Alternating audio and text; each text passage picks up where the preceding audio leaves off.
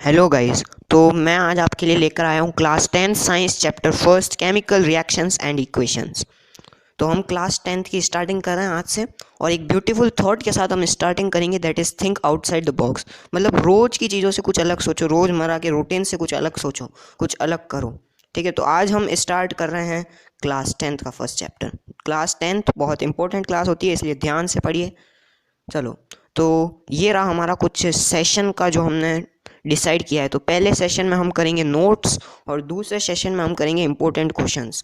हमने दो क्वेश्चंस और दो सेशंस ऑर्गेनाइज किए हैं for chemical reactions and equations. तो ये रहा हमारा चैप्टर का starting slide. What is chemical reactions, ये हेडिंग है हमारा, तो इसको समझना बहुत ज़रूरी है। तो a chemical reaction involves a chemical change in which new substances react in which substances react to form new substances, okay, with entirely new properties। मतलब इसमें कुछ substances जो हैं वो आपस में react करते हैं और कुछ नए substances या compounds बनाते हैं जिनकी properties पहले वाले element से बिल्कुल अलग होती है। This is called chemical reaction. आगे बात करते हैं ऑब्जर्वेशंस, जो कि हमें मदद करती है कि पता लगाने में कि एक केमिकल रिएक्शन हुई है या नहीं।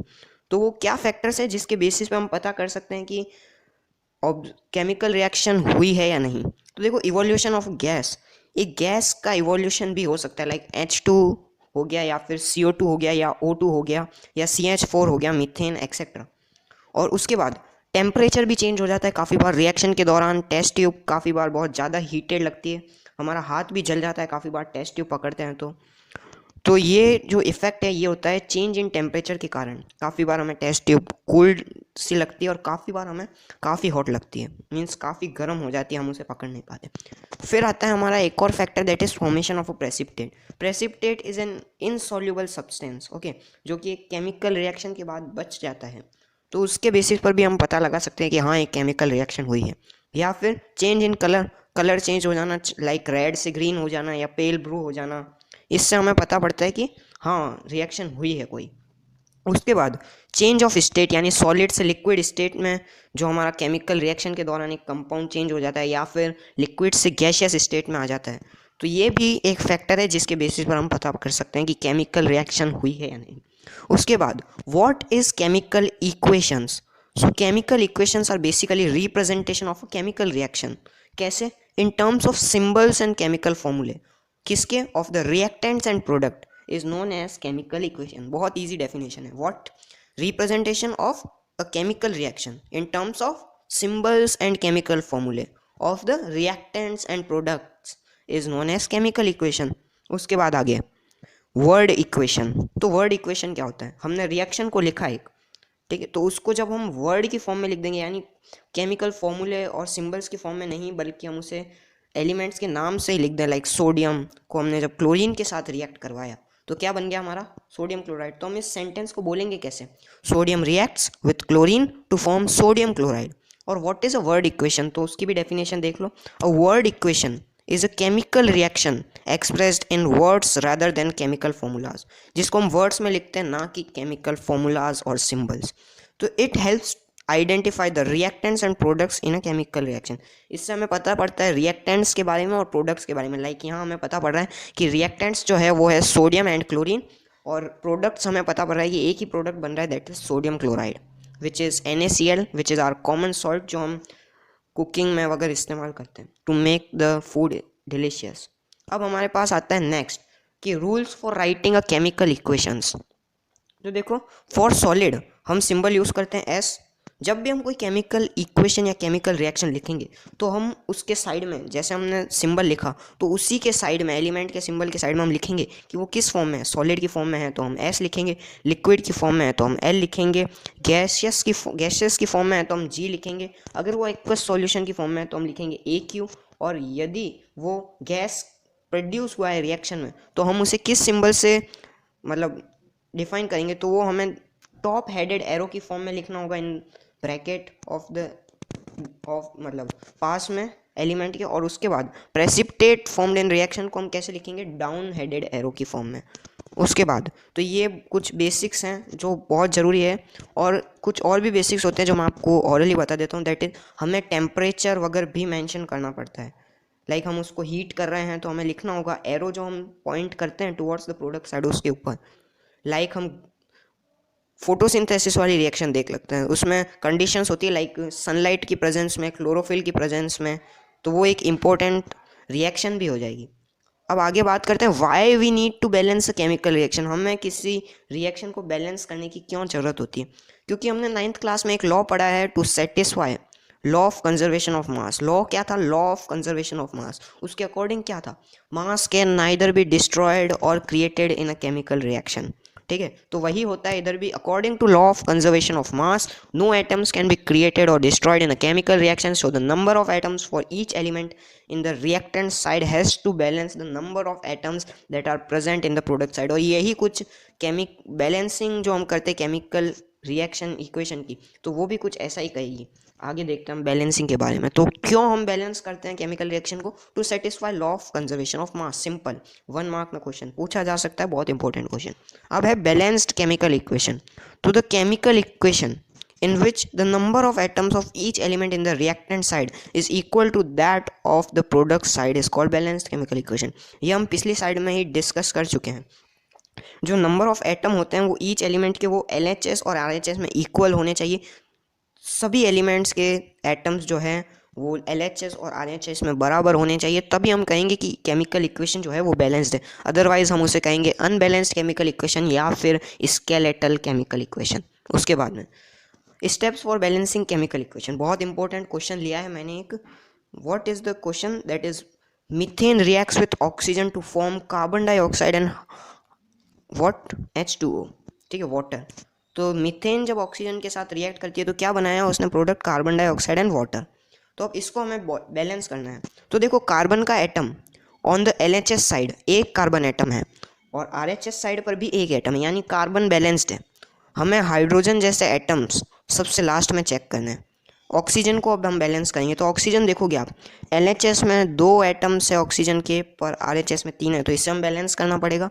और हमें बैलेंस करना पड़ेगा हाइड्रोजन। हाइड्रोजन के लेफ्ट हैंड साइड में 4 एटम्स है, पर RHS राइट हैंड साइड में 2 एटम है। तो देखते हैं हम इसको कैसे सॉल्व करते हैं। तो देखो पहले हम एक लिस्ट बना लेंगे ऑफ एलिमेंट्स और LHS एंड RHS। तो देखो एलिमेंट हमारे पास 3 है इस रिएक्शन में, कार्बन, ऑक्सीजन एंड हाइड्रोजन। तो देखो अब हम बात करते हैं number of atoms on LHS। तो देखो कार्बन का 1 एटम है, ऑक्सीजन के 2 एटम है और हाइड्रोजन के 4 एटम है। जबकि हम बात करते हैं number of atoms on RHS। RHS पे कितने एटम है हर एलिमेंट के? तो देखो कार्बन का RHS पे 1 एटम है, ऑक्सीजन के 3 एटम है एंड हाइड्रोजन के भी 3 एटम है। तो देखो सिर्फ कार्बन के एटम्स जो हैं वो बैलेंस्ड है, बाकी दोनों अनबैलेंस्ड या स्केलेटल है। ठीक है, तो इनको अब हमें बैलेंस करना पड़ेगा। कैसे? देखो 2 और 3 को मेरे को बराबर बनाना होगा। तो इसके लिए ये देखिए हमने इनको बैलेंस करने के लिए क्या किया। Now we will balance those atoms which are not balanced like oxygen and hydrogen. तो देखो ऑक्सीजन को हमने LHS पे 2 से मल्टीप्लाई किया है, तो हमारा जो नंबर ऑफ एटम्स बन जाएंगे LHS पे ऑक्सीजन के वो 4 हो जाएंगे। और अब हमने RHS पे ऑक्सीजन के एटम देखो 2 तो हमारे है ही है, जो CO2 में कार्बन के ऑक्सीजन के 2 एटम हैं वो तो है ही हैं, पर अब हम हाइड्रोजन H2O में जो हमारे पास ऑक्सीजन का एटम है उसको हम मल्टीप्लाई कर देंगे विथ 2, तो क्या हो जाएगा 2H2O, यानी हाइड्रोजन के एटम भी बढ़ गए इससे। हाइड्रोजन के कितने एटम हो गए हमारे पास? 4, और ऑक्सीजन के भी हमारे पास +2 हो गए हैं RHS में। मीन्स 2 + 2 हमारे पास हो गए हैं 4 atoms on RHS of oxygen which is equal to LHS, क्योंकि LHS पे भी हमने 2 से मल्टीप्लाई कर दिया था। और हाइड्रोजन का क्या हुआ है? अब देखो हाइड्रोजन का जैसे ही हमने ऑक्सीजन को बैलेंस किया हाइड्रोजन अपने आप बैलेंस हो गया।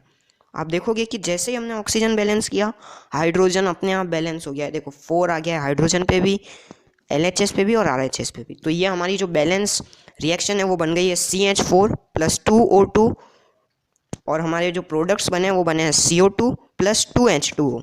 ओके, तो ये हमारे बन गए हैं, यानी मीथेन का 1 मॉलिक्यूल, ऑक्सीजन के 2 मॉलिक्यूल, कार्बन डाइऑक्साइड का 1 मॉलिक्यूल और वाटर के 2 मॉलिक्यूल इसमें प्रोडक्ट और रिएक्टेंट है।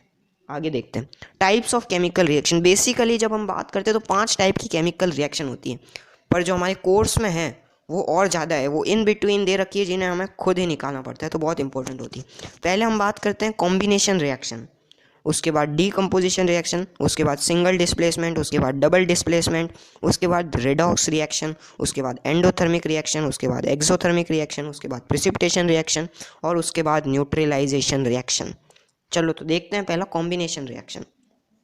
तो कॉम्बिनेशन रिएक्शन में क्या होता है, जब दो एलिमेंट्स कंबाइन होकर एक सिंगल कंपाउंड बनाते हैं, एक सिंगल कंपाउंड बनाते हैं तो हम उसे बोलते हैं कॉम्बिनेशन रिएक्शन। लाइक देखो एग्जांपल में, फर्स्ट एग्जांपल H2 + Cl2, तो हमारा क्या बना है, 2 मॉलिक्यूल ऑफ हाइड्रोक्लोरिक एसिड। ठीक है, तो एलिमेंट प्लस एलिमेंट रिएक्ट हुए हैं और हमें क्या मिला है, कंपाउंड। तो इस टाइप की जो रिएक्शन जिसमें दो एलिमेंट्स रिएक्ट करते हैं और एक कंपाउंड जो है वो बनाते हैं, और काफ़ी बार दो भी बनाते हैं, जब 3 या 4 एलिमेंट्स होते हैं और वो दो बना देते हैं कंपाउंड, तो उसको भी हम कॉम्बिनेशन ही बोलते हैं। अब आगे देखते हैं, ये एग्जाम्पल कुछ और है जो आप देखिएगा। उसके बाद डीकम्पोजिशन रिएक्शन। तो डीकम्पोजिशन रिएक्शन क्या होता है, जब हम एक सिंगल रिएक्टेंट को डीकम्पोज यानी ब्रेक करते हैं। ब्रेक कैसे करेंगे हम, बाय प्रोवाइडिंग हीट, लाइट या इलेक्ट्रिसिटी, और उससे क्या बनेंगे, दो और मोर प्रोडक्ट्स बन जाएंगे उस सिंगल रिएक्टेंट के। तो इस टाइप की रिएक्शन को हम क्या बोलेंगे, डीकम्पोजिशन रिएक्शन। और डीकम्पोजिशन रिएक्शन 3 टाइप की होती है। पहली जो जिसको हीट चाहिए होती है डीकम्पोज होने के लिए, और सेकंड होती है जिसको लाइट चाहिए होती है डीकम्पोज होने के लिए, और थर्डली होती है जिसको इलेक्ट्रिसिटी चाहिए होती है डीकम्पोज के लिए। एग्जाम्पल भी मैंने अटैच कर दिए हैं, मैं आपको डिस्क्रिप्शन में स्लाइड्स का जो है लिंक दे दूंगा, आप स्लाइड्स डाउनलोड भी कर सकते हो और उन्हें विजिट भी कर सकते हैं। आगे चलते हैं। अब हमारे पास है रिएक्टिविटी सीरीज। गाइज जब हम डिस्प्लेसमेंट, डबल डिस्प्लेसमेंट रिएक्शंस पढ़ेंगे ना, तो उसके लिए ये 3rd चैप्टर में एक रिएक्टिविटी सीरीज आपको मिल जाएगी, जो कि बहुत इंपॉर्टेंट है डिस्प्लेसमेंट और डबल डिस्प्लेसमेंट पढ़ने के लिए। तो ये आप लर्न कर लीजिएगा क्या है इसका सीरीज़। देखो ऊपर जो है वो सबसे ज़्यादा रिएक्टिव एलिमेंट है, मिडल में जो है वो उनसे कम रिएक्टिव है, और नीचे जो है वो लीस्ट रिएक्टिव है। तो इसको लर्न करने की एक ट्रिक मैं आपको बता देता हूँ। Please potassium stop, sodium calling, calcium me, magnesium aluminium, zinc को हम बोलेंगे जेब्रा। तो क्या बना है अभी तक, please stop calling me a zebra, I means iron, like lead, her hydrogen, calling copper, me mercury. अब देखो सिल्वर को हम क्या बोलते हैं, Ag। तो अब देखना अब आगे, स्मार्ट गाय, सिल्वर को हमने बोला है स्मार्ट और गोल्ड को हमने नाम दिया है गाय। तो अब हमारा पूरा मैं पढ़ के बता देता हूँ। Please stop calling me a zebra, I like her calling me नहीं sorry smart guy only. Okay आगे बात करते हैं डिस्प्लेसमेंट रिएक्शन। तो अब देखो मोर रिएक्टिव एलिमेंट जो है वो लेस रिएक्टिव एलिमेंट को क्या करेगा, अपने कंपाउंड से निकाल देगा और उसकी जगह ले लेगा। लाइक देखो Zn + CuSO4। तो देखो अब कॉपर और जिंक में से कौन ज़्यादा पावरफुल है। देखो यहाँ हमें दिखेगा कि जिंक जो है वो कॉपर से ज़्यादा ऊपर है। कितना ऊपर है, 1 2 3 4 प्लेसेस जो है वो ऊपर है, यानी वो ज़्यादा रिएक्टिव है। जो ऊपर होता है वो ज़्यादा रिएक्टिव होता है। तो जिंक ज़्यादा रिएक्टिव है तो वो डिस्प्लेस कर देगा कॉपर को फ्रॉम इट्स सॉल्ट सॉल्यूशन। तो हमारा क्या बन जाएगा, ZnSO4 यानी जिंक सल्फेट प्लस कॉपर, और कॉपर जो है वो अकेला बच जाएगा। और नीचे भी ऐसा ही होगा, AgNO3 यानी यहाँ पर देखो सिल्वर जो है वो नीचे है, किससे, कॉपर से। तो फिर वही होगा जो वहाँ पर हुआ था। तो देखो सिल्वर जो है वो डिस्प्लेस हो जाएगा और कॉपर उसकी जगह ले लेगा। तो क्या बन जाएगा हमारा, वो देखो। इसको बैलेंस करना मत भूलना, जहाँ पर भी आप रिएक्शन लिख रहे हैं बैलेंस्ड केमिकल रिएक्शन लिखना। उसके बाद double displacement reaction. So what is double displacement reaction? In double displacement reaction, an exchange of ions between the reactants take place to give new products. Means देखो Al2SO4 3 यानी aluminium sulphate plus calcium hydroxide जब react करते हैं तो वो आपस में अपने आयन्स एक्सचेंज कर लेते हैं, यानी Al2 एल्यूमिनियम जो है वो हाइड्रोक्साइड बन जाएगा और कैल्शियम जो है वो सल्फेट बन जाएगा। देखो रिएक्टेंट साइड में आपको दिख जाएगा, मतलब प्रोडक्ट साइड में आपको दिखेगा। देखिए एल्यूमिनियम हाइड्रोक्साइड और कैल्शियम सल्फेट जो है वो बना है। यहाँ आयंस एक्सचेंज हुए हैं, यानी एक एक पार्ट, दो पार्ट देखो, एक Al2 और एक SO4 3। और जो ये है SO4 3 और Al2 में से एक जना यहाँ से गायब होगा और दूसरे जने से पैचअप करेगा, और Ca भी वहाँ पर गायब होगा वहाँ से और दूसरे से पैचअप कर लेगा। आगे precipitation reaction. So what is precipitation reaction? An insoluble compound called precipitate forms when two solutions containing soluble salts are combined. तो ये एक एग्जांपल है और बुक में भी दिया हुआ है, एक बुक में दे रखा है बेरियम सल्फेट और NaCl जो है वो प्रोडक्ट्स बनते हैं वहाँ पर। कौन रिएक्ट करता है? जब हम सोडियम सल्फेट और बेरियम क्लोराइड को रिएक्ट करवाते हैं तो हमारा जो है वहाँ पे वो बनेगा। आपको बुक में एग्जांपल दिया हुआ है, उसे देखना। तो जो डबल डिस्प्लेसमेंट रिएक्शंस होती है वो प्रेसिपिटेशन रिएक्शंस भी होती है। यहाँ पर येलो कलर का प्रेसिपिटेशन बनेगा। येलो कलर का प्रेसिपिटेशन कौन सा होगा? ये देखिए, आपको येलो दे रखा है ब्रैकेट में, PbI2। ठीक है, आगे देखते हैं। Redox reaction. रिडॉक्स रिएक्शन भी 2 टाइप्स की होती है, एक ऑक्सीडेशन रिएक्शन और एक रिडक्शन। तो देखो, ऑक्सीडेशन में क्या होता है? सब्सटेंसेज लूज इलेक्ट्रॉन्स और गेन ऑक्सीजन और लूजेज हाइड्रोजन। क्या करते हैं? सब्सटेंसेज या तो इलेक्ट्रॉन्स को लूज करते हैं या फिर ऑक्सीजन को गेन करते हैं और हाइड्रोजन को लूज करते हैं। और रिडक्शन इसका उल्टा हो जाएगा, substances gain electrons and lose what? Oxygen. जो हमने पहले जो है वो गेन किया था अब हम लूज करेंगे, और जो हमने पहले लूज किया था उसको अब हम गेन करेंगे। तो सब्सटेंसेज गेन्स इलेक्ट्रॉन्स और लूजेस ऑक्सीजन और गेन्स हाइड्रोजन। उसके बाद ऑक्सीडाइजिंग एजेंट, जो ऑक्सीडाइजेशन में हेल्प करता है उसको हम बोलते हैं ऑक्सीडाइजिंग एजेंट। तो a substance that oxidise another substance and self gets reduced, जो यानी ऑक्सीजन दे देगा और हाइड्रोजन जो है वो लूज कर देगा, उससे हम कहेंगे ऑक्सीडाइजिंग एजेंट। और सिमिलरली रिड्यूसिंग एजेंट उसका अपोजिट हो जाएगा, अ substance that reduces another substance, जो दूसरे को रिड्यूस करेगा और खुद ऑक्सीडाइज हो जाएगा, उसको हम कहेंगे रिड्यूसिंग एजेंट। ये एग्जाम्पल्स है कुछ, तो इसमें आप देखना क्योंकि बहुत इंपॉर्टेंट एग्जाम्पल है ये। आपको पूछ सकता है 1 मार्क के क्वेश्चन में कि ऑक्सीडाइजिंग एजेंट कौन सा है इस रिएक्शन में, ऑक्सीडेशन किसका हो रहा है, रिडक्शन किसका हो रहा है, रिड्यूसिंग एजेंट कौन सा है। तो 4 क्वेश्चन बनते हैं इस टॉपिक पे। उसके बाद है एक्सोथर्मिक एंड एंडोथर्मिक रिएक्शन। तो क्या होता है exothermic reaction? Heat is evolve during a reaction, मतलब हीट जो है वो बाहर निकलती है, तभी जो टेस्ट ट्यूब है वो गर्म हो जाती है रिएक्शन के दौरान। और एंडोथर्मिक में क्या होता है? Heat is required to carry out the reaction, मतलब हीट जो है वो ऑब्जॉर्ब करते हैं इस रिएक्शन में, जो सराउंडिंग में हीट होती है उसे ऑब्जॉर्ब किया जाता है इस रिएक्शन में, लाइक फोटोसिंथेसिस वाली रिएक्शन। ओके, तो कुछ एक इंपॉर्टेंट पॉइंट नीचे दिया हुआ है, सबसे नीचे, most of the decomposition reactions are endothermic. जो डीकम्पोजिशन रिएक्शंस होते हैं वो एंडोथर्मिक होते हैं, यानी जिसमें हीट अब्जॉर्ब की जाती है। उसके बाद आगे corrosion. So what is corrosion? Gradual deterioration of a material, usually a metal, by the action of moisture, air और chemical in the surrounding environment.